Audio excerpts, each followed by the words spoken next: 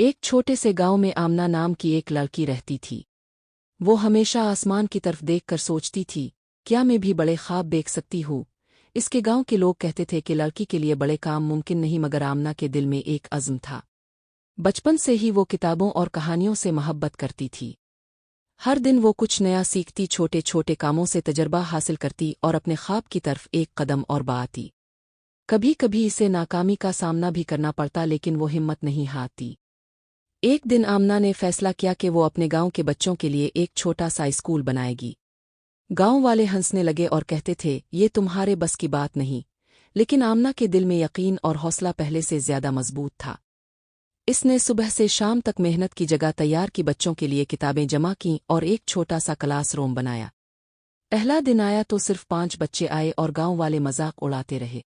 लेकिन आमना ने कहा, ये शुरू है, मुस्तकबिल हम बनाएंगे।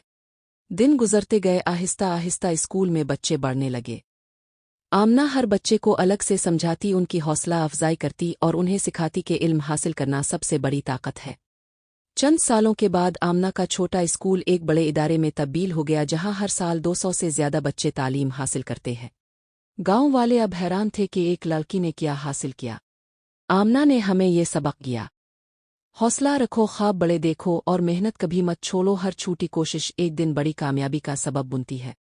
याद रखो, जिंदगी के हर रुकावट और मुश्किल लम्हे हमें मजबूत बनाते हैं।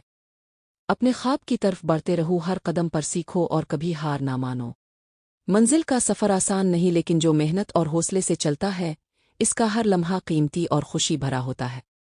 आज अगर आपके दिल में कोई ख्वाब है, चाहे वो कितना ही बड़ा क्यों ना हो, बस एक कदम उठाई, मेहनत करे और अपने हौसले को कभी कम ना होने दे।